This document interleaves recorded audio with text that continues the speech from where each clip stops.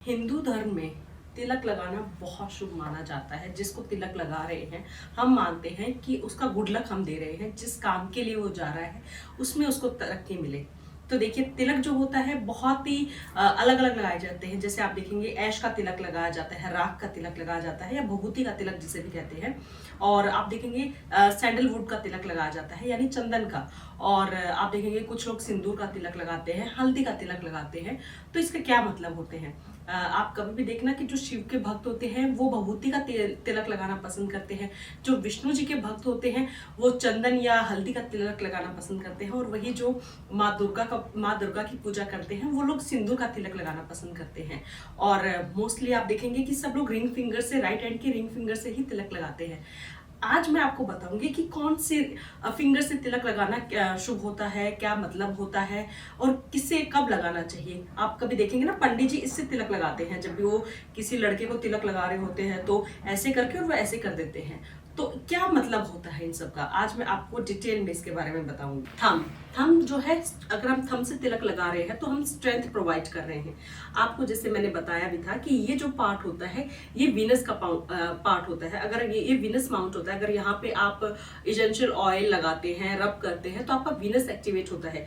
तो अगर आप थंब से तिलक लगा रहे हैं तो इसका मतलब आप किसी का वीनस एक्टिवेट कर रहे हैं। एंड अगर कोई बहुत टाइम से बीमार है आपकी फैमिली में, तो अगर आप डेली चंदन का तिलक थंब से लगाएंगे तो आप देखेंगे कि उनकी बहुत रिकवरी बहुत फास्ट हो जाएगी।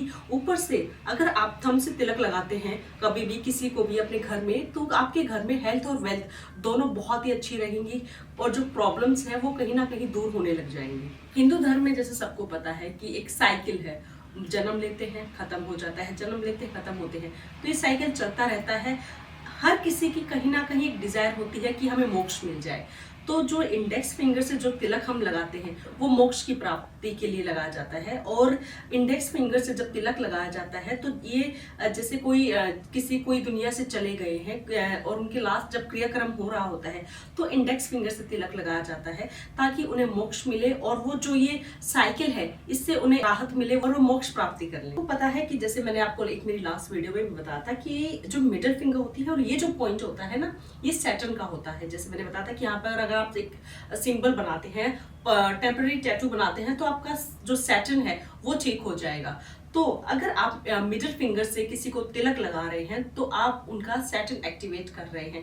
अगर किसी पे 7.5 चल रही है और बहुत ज्यादा प्रॉब्लम्स आ रही हैं तो उनको मिडिल फिंगर से तिलक लगाना चाहिए। इससे उनका शनि एक्टिवेट हो जाएगा। जो प्रॉब्लम्स हैं उनसे उनको थोड़ी सी राहत मिलने लग जाएगी। वहीं रिंग फिंगर से जो मोस्टली 90% जो सब है वो रिंग फिंगर से ही तिलक लगाते हैं, क्योंकि इसका मतलब होता है आप पीस प्रोवाइड कर रहे हैं, शांति प्रोवाइड कर रहे हैं, उनकी एनर्जी एक्टिवेट कर रही हैं।